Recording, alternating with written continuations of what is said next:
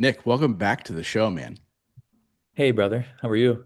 I'm doing well. I told you before I hit record that on my walk this morning, I listened to the interview we did 8 years ago.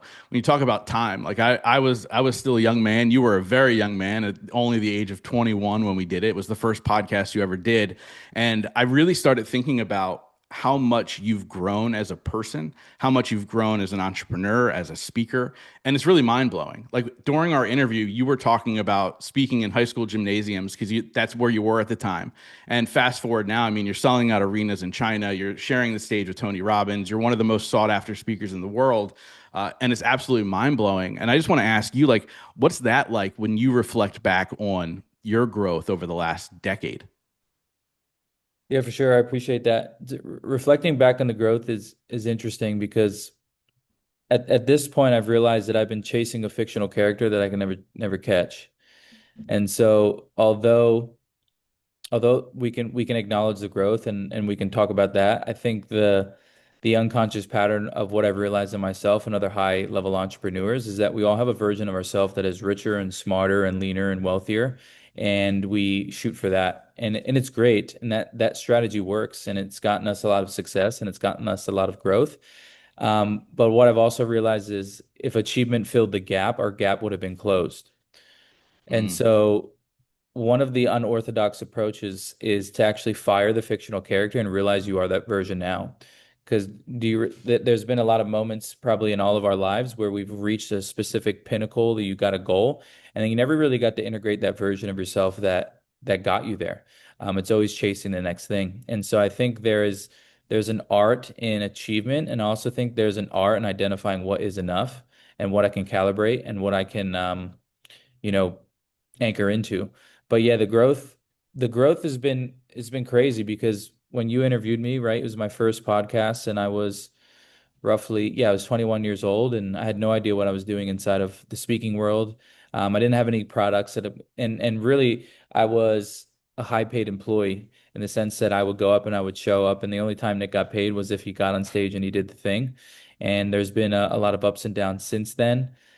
But I think what's most important throughout that is that success to me is going from failure to failure without losing enthusiasm. And there's been so many times where I wanted to quit and say this sucks and I hate business and I hate entrepreneurship and I don't want to speak and all these different things. And so I think what's most important for me as I acknowledge the growth is that I stayed in the fight. And I think that that's the best thing that you can do is staying in the fight and swinging for the fences. So I'll ramble, but guide me in here because I'm excited to dive deeper on the questions that you have for me, but also to answer them in ways that most people wouldn't think they would be answers. And I know we got some high performers that are watching this live, where we can maybe give them some insight and breakthroughs as well. yeah, let's talk about that for a second. You know, talking about how high achieve, and this is something that I ask a lot, and a lot of times people don't have the answer because I've interviewed a number of billionaires on this show, very very successful people on the outside, and their true success comes after all of that, and then they go inward, and it becomes like a spiritual path. Like for you, what's that like as far as okay, I've fired that version of me. How do you find fulfillment now if it's not the external? Yeah, it's a great question. I think I think being able to generate the emotion internally is the game, and I think we have it flip-flopped in the sense that we wait for the thing to make us feel. So we've unconsciously created a strategy and a rule where it says, well, I can't feel safe until I have this number, or I can't feel accomplished until I get this house, or I can't feel X, Y, and Z. And so what we're doing is we're punishing ourselves and not now allowing us to feel the emotions that we want to feel until we get that thing. And then we allow us to feel it for a little bit and then we move on. So I think for me is identifying the very simple things that allow me to feel the emotions that I want to feel versus the other way around. So the abundance, the joy, the gratitude, the zest for life, thankfulness. I know it sounds very, very, very simple, but when you can act on those emotions and execute and create in the world from those emotions, that's when you really get the progress that you're looking for. And the reason why I share that is because most of us are waiting for the thing to make us feel ready.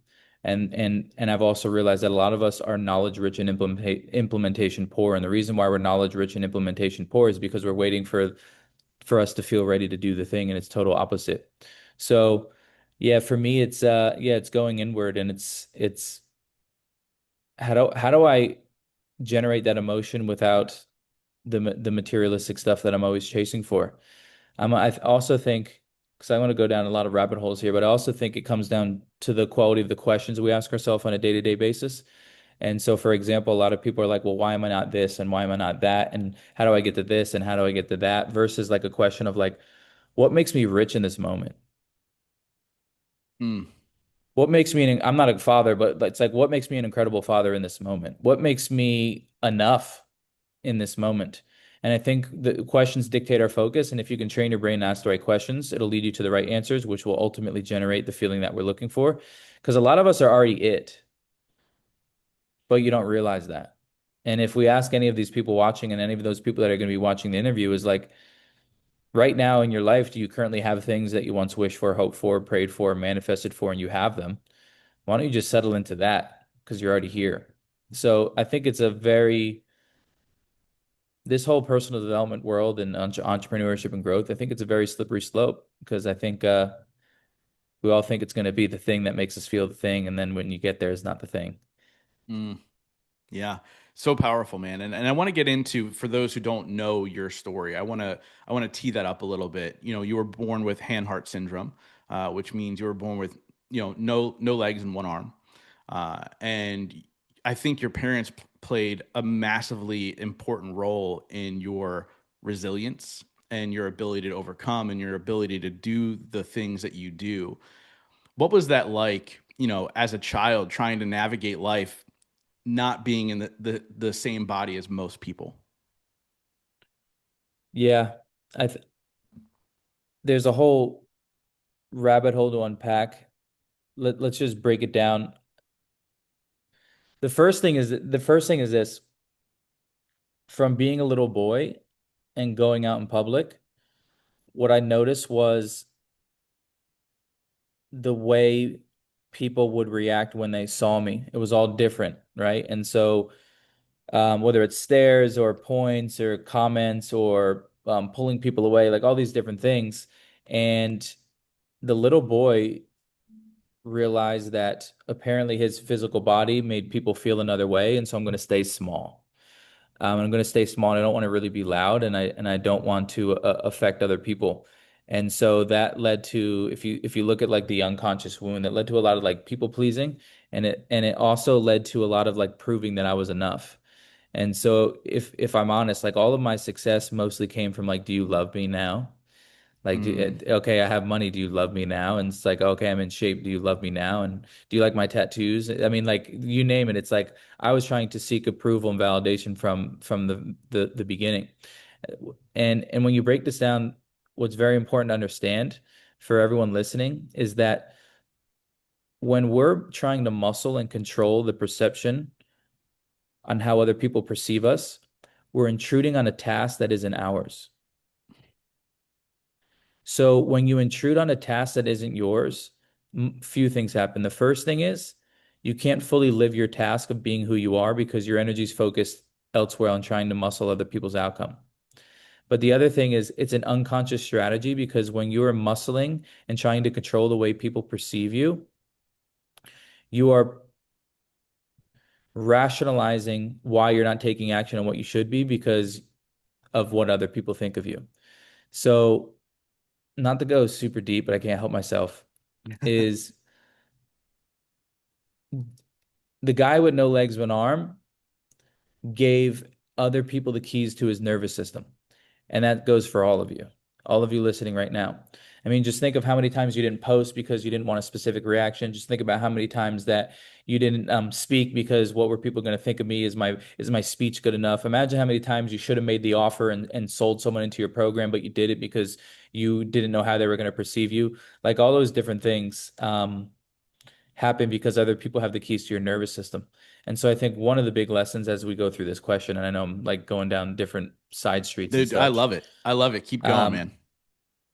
but you cannot intrude on other people's tasks because you'll create suffering within oneself.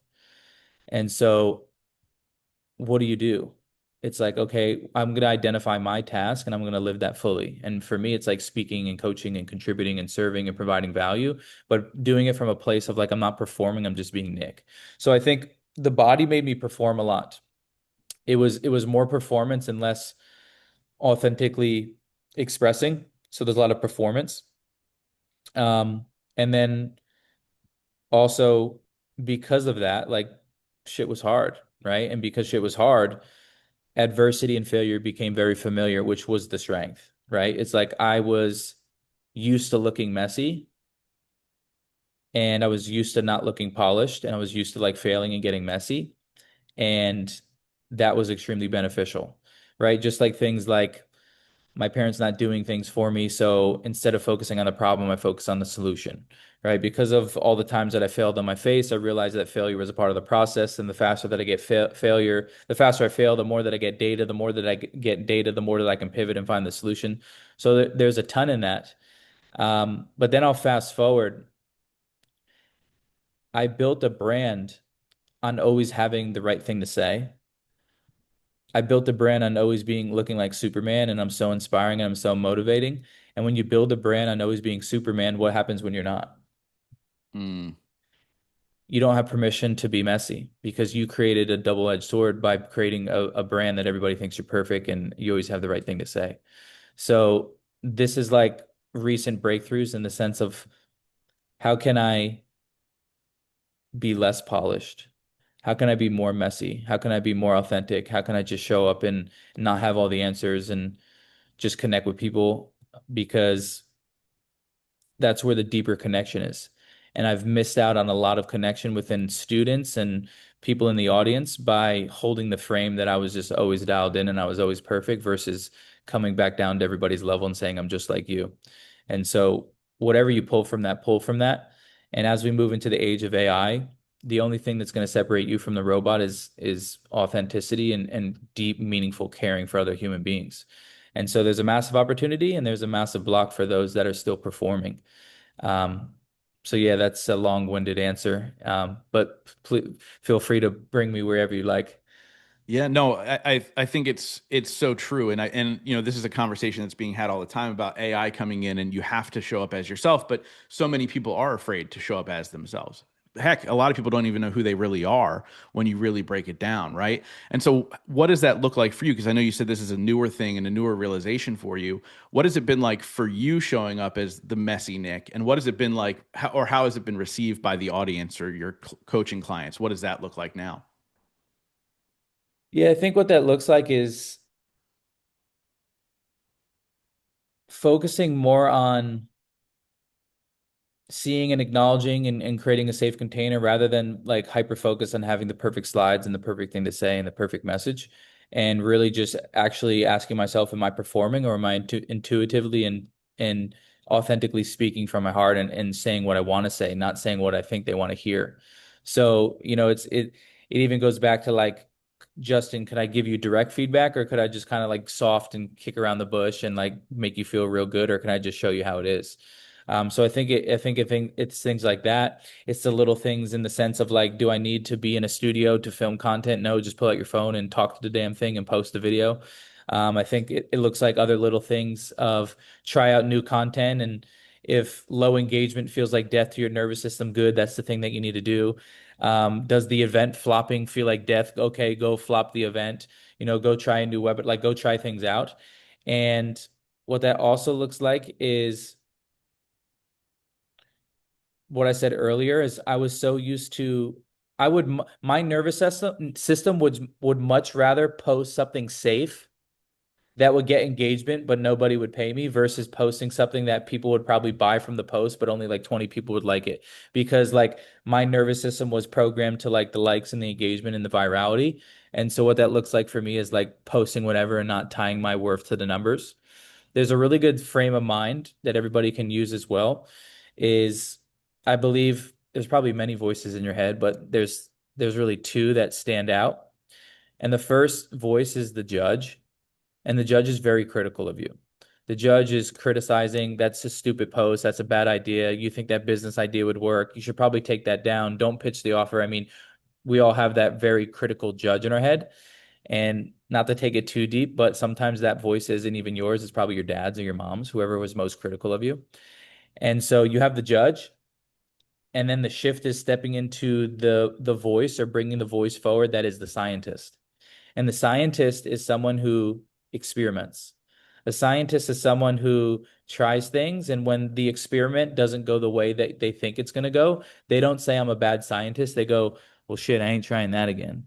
They go, okay, that I'm going to get the data. I'm going to try a new experiment. And so just think about the frame of mind when you're like, okay, I'm going to try something new in my business, and I'm going to chalk it up as an experiment. Because think about how many times you try something new, and if it doesn't go the way that you want it to go, you judge your self-worth on your ability to perform and how successful or how not successful it was. And so when you shift into the scientist, I think it just unlocks a totally different character for you, and you're free to be messy, and you're free to post a thing when it's not perfect, and make the offer and fumble, right? So this is a frame of mind that I like to step into, and then I like to share with my students because it liberates you and allows you to be messy and to create with not everything tied to your self-worth and performance. Yeah. Obviously you had great success as polished Nick. And I imagine it's Mhm. scary to even step into this new era of how you present. There's gotta be some pushback inside of you. When that happens for you, how do you push through that discomfort? Yeah, it's a great question. I believe your resistance is your compass. And so like my game with myself is like if I'm scared, it's a must. If it's uncomfortable, I should probably do that. But what I'm more focused now, and this is the deeper work that we do with our community, is identifying the unconscious strategy and the wound that's really stopping you from doing the thing that you want to do. And what I've realized now with all the work that I've done is like I'll do it on you. We should do this live, and I'll Okay. ask you some questions. But essentially, it's never a strategy problem. It's always a childhood wound. So could we play together live? Could we just like have fun and Yeah. I'll ask you some questions? Okay, great. So what's one thing in your business right now that you should be doing that you're not doing? Posting more content. Posting more content. Perfect. Okay. And when you think about posting more content, what's the worst case scenario that like comes in your head that kind of like stops you from posting content? Like what comes up for you? Probably judgmental people. I got really fat last year, and I'm like, I've avoided all cameras until I finally started to lose a lot of weight. I'm 25 pounds down, but like, I was like, what if people judge me? I don't want people to see me like this, all that kind of stuff. Sure. Sure. So fear of judgment.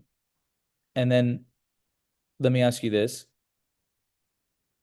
If you're judged, what does that mean about you? I don't even know if I have an answer for that. Now, can I reflect to you? Because we're Yeah. doing it in the moment. Is the instinct of saying like I don't know or I don't have the answer is a strategy to take us away from the feeling. It's an unconscious response. So if we slow down and I ask Justin and I say, okay, you're afraid of rejection. If you're rejected, what does that mean about you? Are you not loved? Are you not enough? What comes up for you? I'm not good enough. I'm not good enough, right? I'm not good enough. And so if we look, your conscious goal is to post more content. That's fair to say. Conscious goal, post more content. The unconscious goal is stay in the comfort zone so they don't prove to me that I'm not enough. And so you'll only act in alignment with your unconscious goal, right? And so let me ask you this. What was the earliest moment that you felt you weren't enough? Um, so as you may know, I think my mother had addiction issues. And there's a lot of childhood thought around, well, she chose that addiction over me. So there's a number of moments when I was like 12 is when it started to Yeah. be like, okay, why is my mom not here present in the moment? She was here physically, but not mentally or emotionally because of the pills. And I would say back to that time is probably the beginning of it. Yeah, it's really, really good. And it must have been really difficult, especially as the kid who sees his mom essentially choose addiction over him, right? And the kid doesn't know how to process that. And so he created an unconscious strategy that said, I'm going to stay in this zone, or I'm going to do only these activities because if I do this, then I may prove to myself, just like my mom kind of showed me that I wasn't enough, right? And so let me ask you this. What do you wish you heard as a little boy from your mother that you desperately needed that you didn't hear?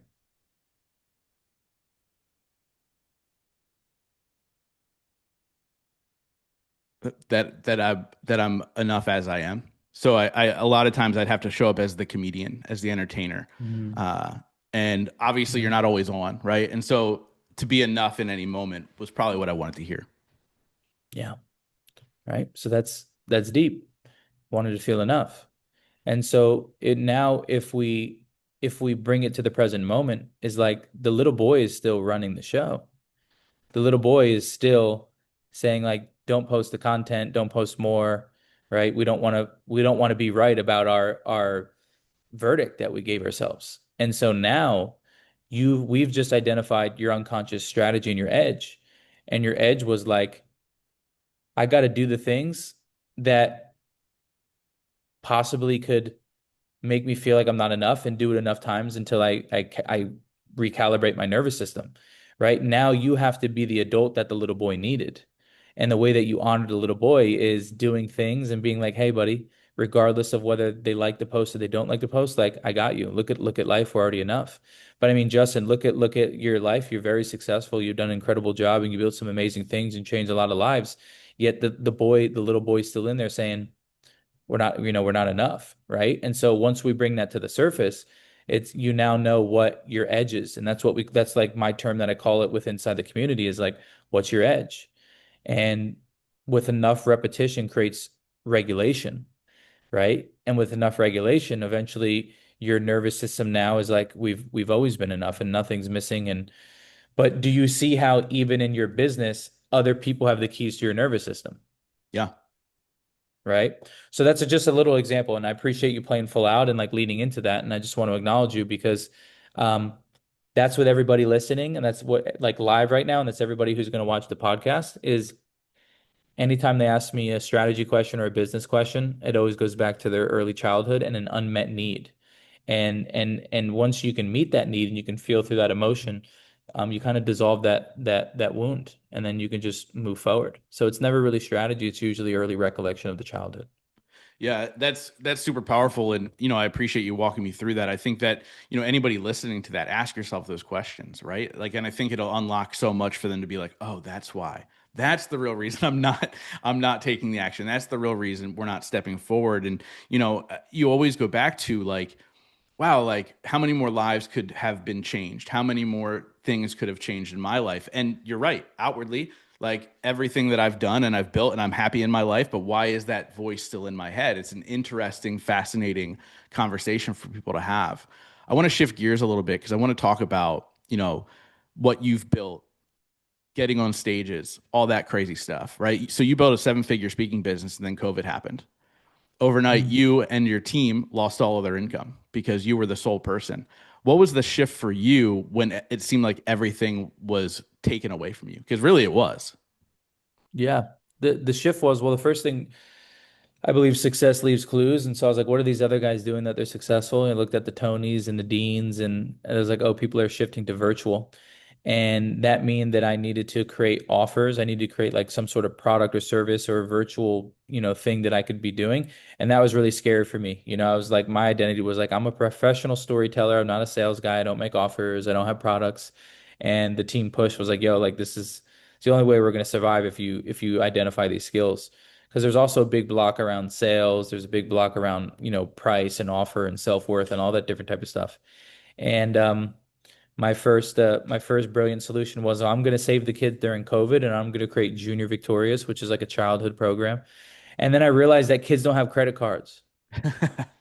And then you have to sell the parents. And then when you sell the parents have to sell the kid to do the program. I'm like, wow, what a great idea you came up with, Nick. But I was swinging the bat.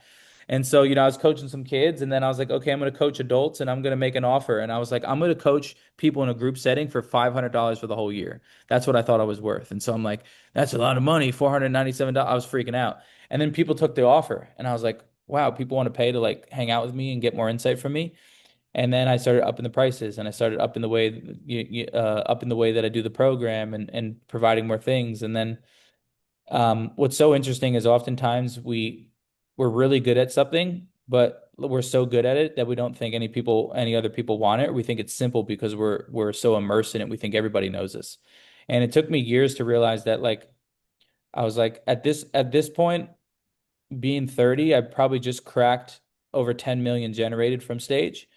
And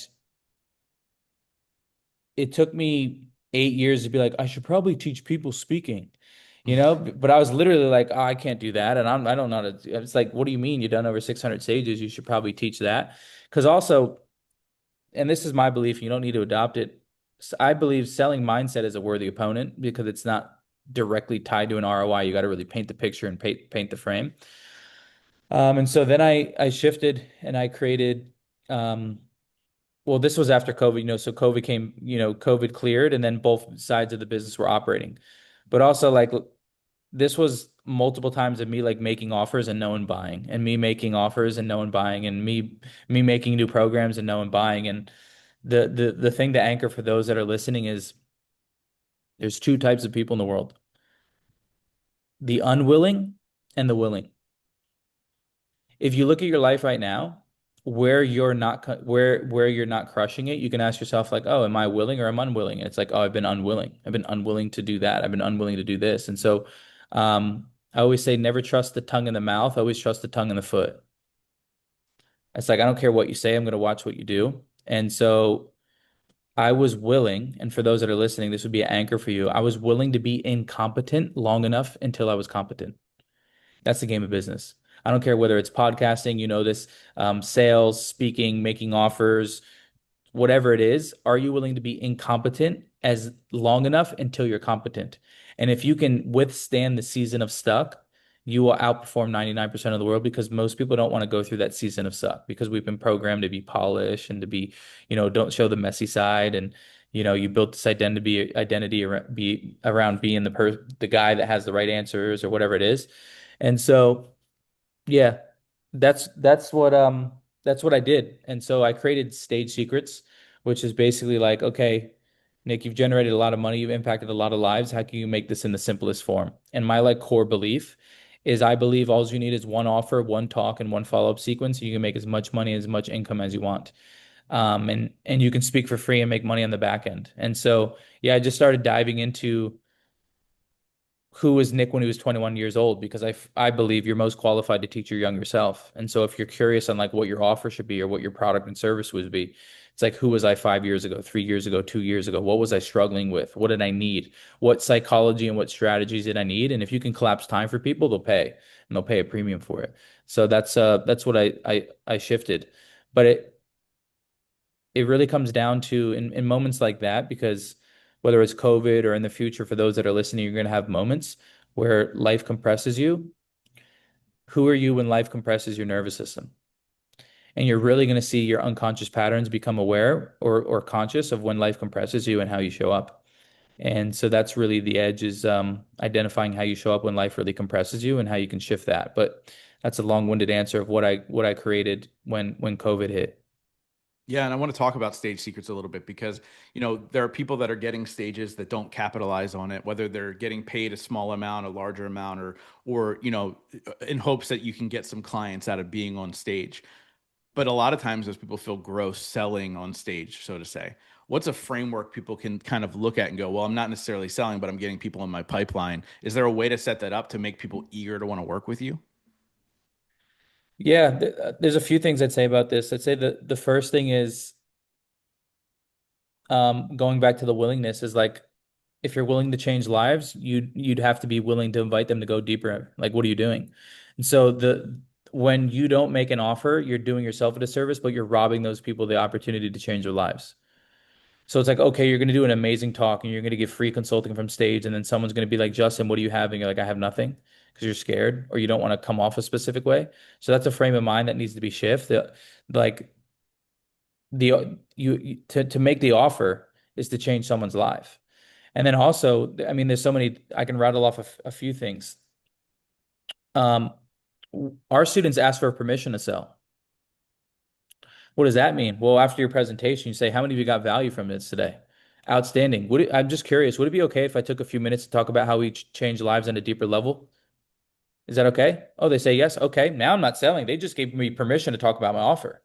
So that's like an easy, like if you just ask for permission to sell, your conversion rates will go up, but also you create a safer environment and you'll feel better about sharing the offer because they want it.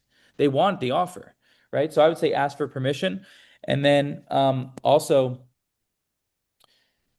even in the beginning of trainings, I'll be like, hey, this is what I'm going to do, and I'm going to teach you this. And if you're curious, like I'm going to invite you to go deeper at the end of this.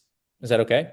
And then there's no blindsided of the offer. And you got to realize the offer, it's not your job to get people to say yes or no. Remember, that's intruding on a task that isn't yours. The job is just to make the offer and the room qualifies and disqualifies themselves. And so I'm really just making offer to see who's willing. Do you want to speak to people that don't listen? Do you want to speak to people that are tire kickers? No, I'm going to make the offer to qualify who's willing and who's not willing. So when you look at it like that, those are frames of mind. So ask for permission for the sale. It's a gauge of willingness. It's a qualifier and a disqualifier, but also if you had something that was genuinely going to change someone's life, would you give it to them? And then maybe people will say, well, yeah, but I would give it them for free. And it's like, well, I would never give it to you for free because how many free things do you have in your inbox that you don't use because you never paid for it? And so people who pay attention. And so like when people talk about discounts or giving things away for free, it's like I would never do that disservice. And they're like, what do you mean? And it's like, well, the people that I give this to free rarely even execute on it. But the people that have skin in the game typically have incredible results. And so I would never do you a disservice by offering it other than full price. Dude, I love it. I love it. So this is the first time I've ever recorded a podcast interview while my mastermind was sitting on it. And I want to be respectful of their time. I want to talk to you in this way for the next 3 hours, and I'm sure that we could. I'm gonna ask you a question I ask every single person. I did ask you this 8 years ago. Found this out on my walk. I was like, I wonder if I was asking that question back then. So it's a two-part question. The first part is, what is your definition of success? And the second part is, what are three things you do every single day to ensure that success for yourself? Hmm. Yeah, these days success for me is swinging the bat. And what I mean by that is like try it on. Everything. The ideas, the flows, a different business. Like I think the ability to swing and not let the miss destroy your nervous system is the most powerful thing that you can do in your whole entire life. Because all it takes is a few hits for you to hit like it also takes one home run for you to like go on a generational run. And so I think success for me is swinging the bat over and over again and falling in love with the process of swinging the bat and not the scoreboard.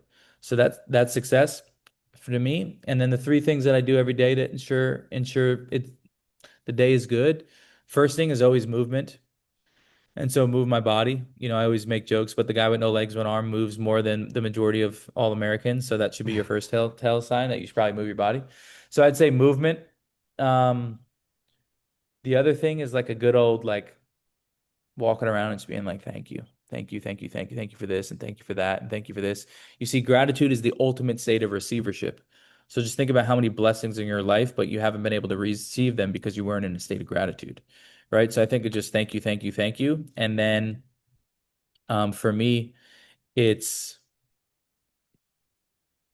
this is new, is exercising the muscle of self-inventory. And what self-inventory looks like is literally, what do you want to do today? Where do you want to eat? Where do you want to work from today? Do you want to like work a couple hours and then play in the pool and then work again? Just think about so many people, and I work with high performers all the time. The process of self-inventory is so uncomfortable for us because we're always focused on serving and other people's needs. And so I think the third thing for me is like self-inventory. Hey, buddy, what are you feeling right now? Where does that come from? It's okay. I'm scared too. Like literally walking through the process of self-inventory because we're so disassociated. We're so out of our body. And I think to get back into our body is something that's a daily practice. And shout out, I'm not a woman. Ladies, I love you, but shout out to the men that take the longest journey from their head to their heart and back into their body. Ladies, you too, but you're better at it than men. Dude, I love it. And it's funny. We set this up for you to do it this month because you were in the States, and I don't think you're in the States right now. Now I'm in Thailand. Well, is this the where do you want to work from today? I'm gonna go work from Yeah. Thailand. Yep. This is exactly what self-inventory looks like. Dude, I love it. So I wrap up every single interview with the same question, but before we get there, how can people find you online? How can they work with you? What's all the good stuff? Of course, I'm on all the platforms. I think the main one that I love the best is Instagram. And so posting content there, and then anything that I got going on, you'll see it on my stories or in the link in my bio. But yeah, I'm on all the platforms, but I would say I'm most heavily invested in Instagram and OnlyFans. No, I'm just kidding. I don't have an You'd make a killing. So, OnlyFans. with that being said, like I mentioned earlier, I wrap every single interview with the same question. So for the last 10 years, I've been asking, in your life, what has been your biggest moment of growth? Hmm. You're gonna have to cut the pause here. Hold on. That's a great question.